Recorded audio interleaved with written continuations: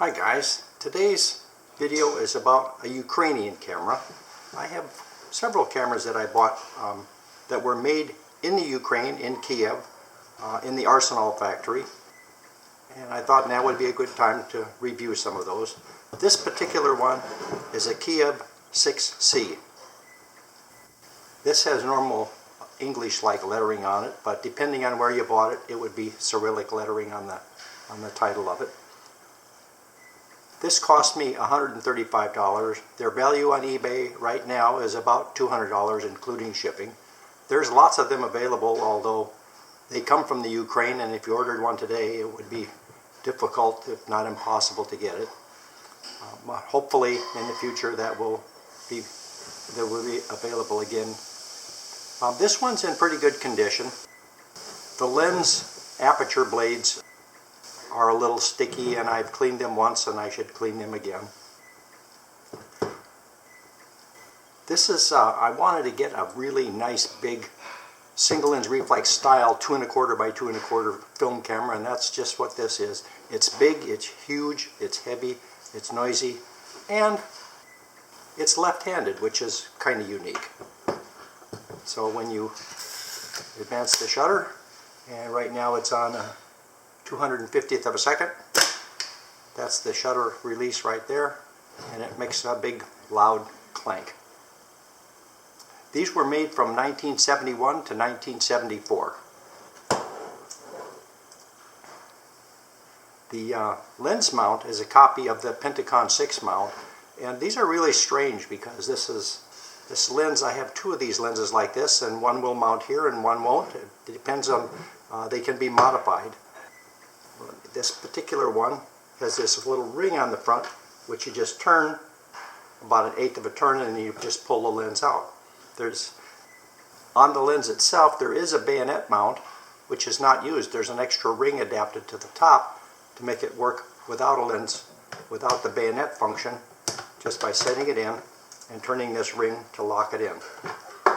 And then, of course, you focus this way and set your f-stops from, in this case, f2.8 to f22 by turning the dial.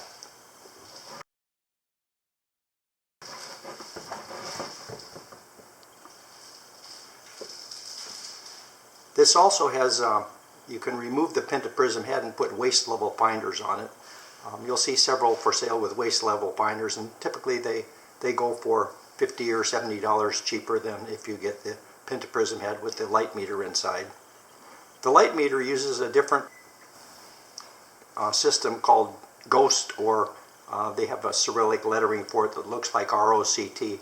It's roughly the equivalent of an ISO, but the range is from roughly ISO 8 to 1000, so you could set that up there. This particular lens is a Vega 12B.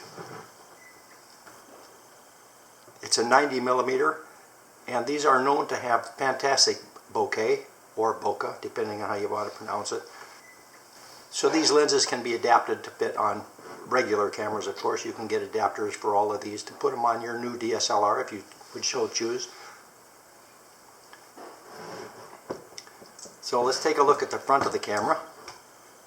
Here's the shutter release on the left side for left-handed people. This is the flash sync port.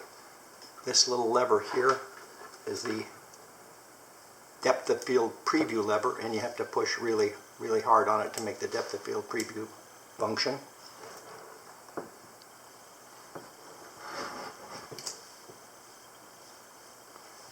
Now let's look at the top of it.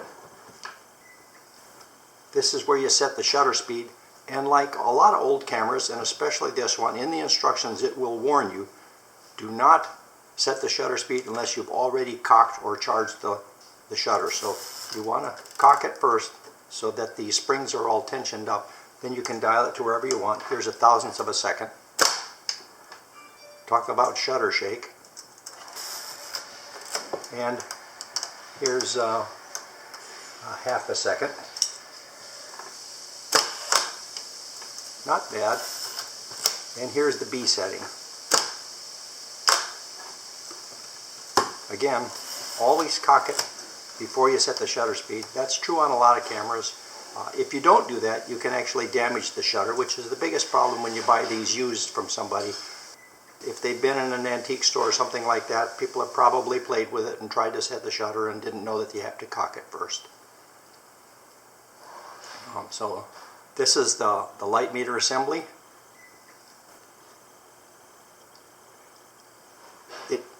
This section back here, or the tube-like section, is where you install the batteries with this little cover, which you can take apart with a coin. It takes 3 1.3 volt mercury batteries in a special holder. They're not available, generally speaking, anymore, except from some foreign countries, because they're a pollutant of sorts. So you can substitute LR44s, but they won't make it function accurately, but they will make it function so you could test it. This little switch on top is a rotating switch. Right now it's in the test position to the right, all the way clockwise. The center position is off, and turn it to the left, and that's the on position for the meter switch.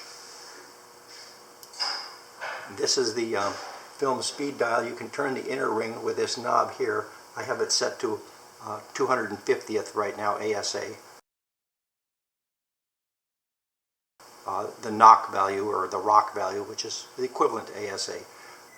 And then when you look through the lens, you turn this big outer ring back and forth until there's 2 little lights inside, one for overexposed, one for underexposed, and you turn it until they both ignite, and then you have the right setting, and then you read off your shutter speed and f-stop off that dial. This little light right there is for the test, so when you go to the test position, that light should light. And again, I don't have batteries in here, and I'll probably never put batteries in here, but if you did, that would light the test position. Inside the film advance knob is a little reminder to set your film type. It's just a reminder, it doesn't actually do anything, but if you push down and turn real hard, you can set that. I've got that also set to a 250th of a second.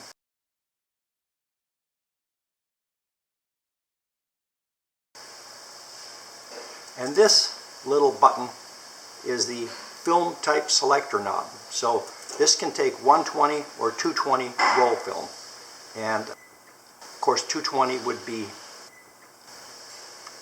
well, 120 is classic and still available today with the paper backing. 220 wouldn't have the paper backing, and that presents a bit of a problem in the film mechanism. And inside the film back, you can change it for 220 film.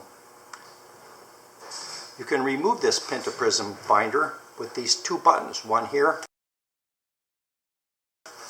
and one here.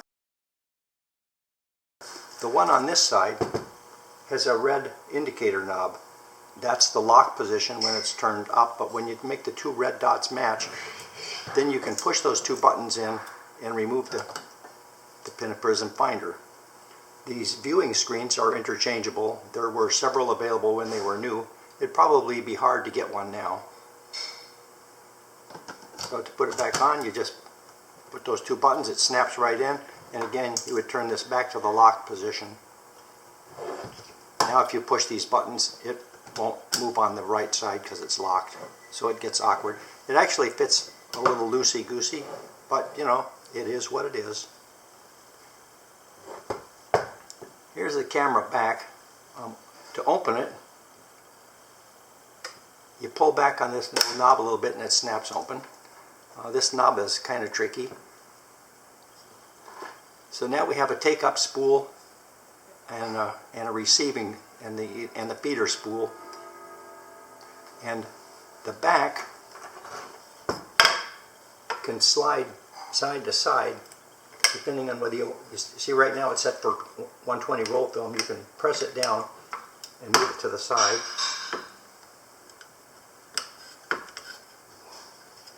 Which I'm having difficulty doing.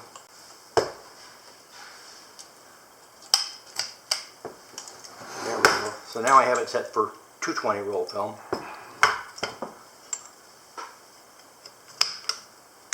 That's set for 120 roll film. And again, you want that setting to match the setting that you have up here on this film type selection dial, and there's a little indicator window that shows whether you have 120 or whether you have 12 exposure or 24 exposure, and that's also the film counter window. Now to get the film spools out, it's a little tricky. There's a lever on each side, and you just turn it and pull it back, and you could get the, because when you take a roll of film, then this would be the roll that you send in for developing, and the old one would go on this side. To put it back in, it's a little tricky because you have to push it in and turn it. And the same is true on this side. Even though this just released the film door, it also has to pull back to be able to insert the new film spool.